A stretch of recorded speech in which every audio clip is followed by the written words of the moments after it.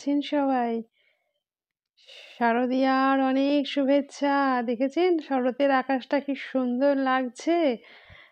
আর তারপরে আমার গাছের ওই ফুলগুলো। আর এই যে চললুম ছাদে। এখন তো ভাদ্র মাস। ভাদ্র মাসের রৌদ্রোজ্জ্বল আকাশ, মানে সোজা কথায় ভাদ্র মাসের রোদকে কাজে লাগাচ্ছি। এই যে প্রচণ্ড রোদ, প্রচণ্ড, সে আর বলার কথা না, মানে টাক ফেটে যাওয়ার মতন রোদ। তা ভাবলাম কদিন ধরেই রোদ হচ্ছে, তা ভাবলাম এই রোদটাকে একটু কাজে লাগাই। হ্যাঁ, গত বছর রোদে দেওয়া হয়নি, তাই ভাবলাম না এবছরটা অন্তত একটু রোদে দিয়ে দিই। তার আগের বছরও যতটা বোধ করি মনে হচ্ছে আগের বছরও হয়নি, তাই ভাবলাম এবছরটা রোদেই দিয়ে দিই। আর তার থেকেও বড় কথা কী বলুন তো, আজকের না মানে অর্কিতের বাবার ছুটি ছিল, তাই ভাবলাম ছুটি ছাটা আছে যখন, মানে অফিসটা যায়নি, শরীরটা একটু খারাপ, মানে ঠান্ডা লেগেছে আসলে। এই যে এই ঠান্ডা গরম ঠান্ডা গরম, এই বৃষ্টি এই রোদ, হ্যাঁ, তো ঠান্ডা গরম করে করে শরীরটা একটু খারাপ হয়েছে। তাও দুটো শাড়ি তার সাথে আমাকে ম্যানেজ করে দিতেই পারে, তাই না? এই যে এগুলো সব নিচে দিলাম, তবে তারে দিয়েছি। এই যে তারে দেওয়ার পরে আর কি রোদ, বাপরে বাপ।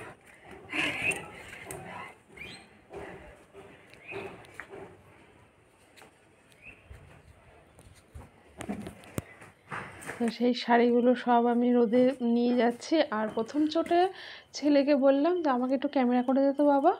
হ্যাঁ, বাকিটা তো ইতিহাস, ওটা আর কিছু বলার নেই, আপনারা নিজেই দেখে বুঝে নেবেন।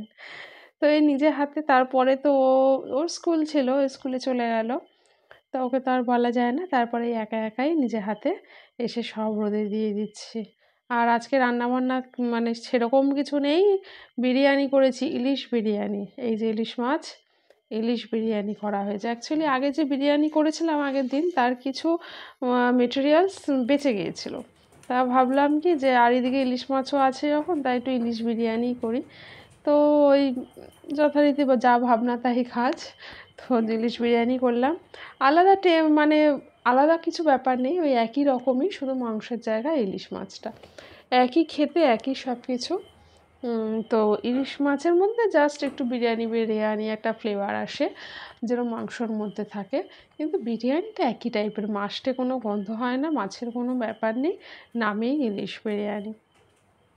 তো সেটা করতেও অনেকটা সময় যদিও লেগেছিল, তাও হয়তো এমনি পদে পদে রান্নার থেকে একটু কম। তো যাই হোক, তাতেও অনেক ঝক্কি আছে।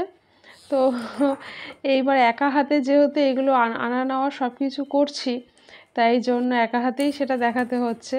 তা এই জামাকাপড় মানে এবার তুলে নিয়ে আসছি, মানে এবার একটু বেলার দিকে হয়ে গেছে, অনেকক্ষণ রোদ খাওয়া হয়ে গেছে। আমি বলছি না বাবা, এবারে তুলে নিই। তার কারণ হচ্ছে কখন বৃষ্টি আসে তার বলার কথা নেই, যতই খটখটে ভাদ্র রোদ দিক।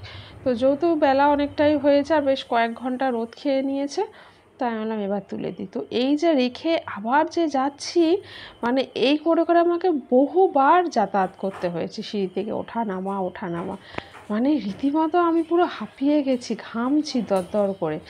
একা হাতে সবটা করেছি। ওর বাবার ছুটি ছিল, ভাবলাম যতটা হেল্প হবে, না কিছু সেরকম হয়নি, একা হাতে সবটা করেছি, মানে সে বলার কথা না, প্রচণ্ড খাটনি গেছে।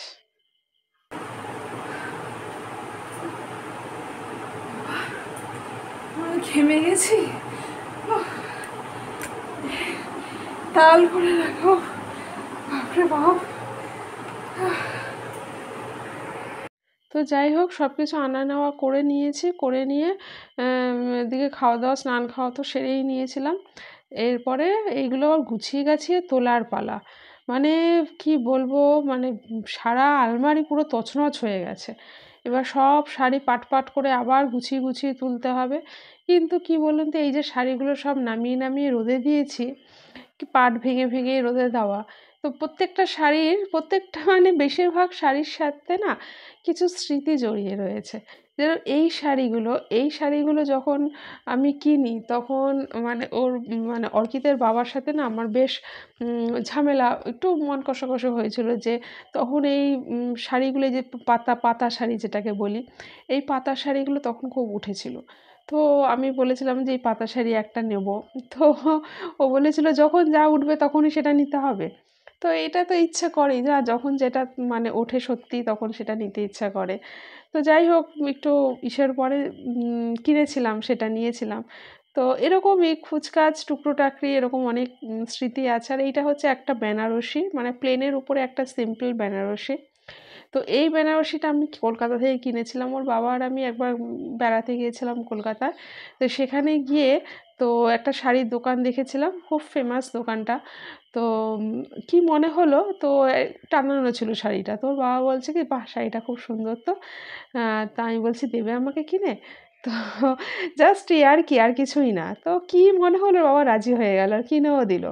তো মানে হয় না, যখন যা পাওয়ার থাকে ভাগ্যে তখন কিন্তু এইভাবেই ব্যাপারগুলো হয়ে যায়।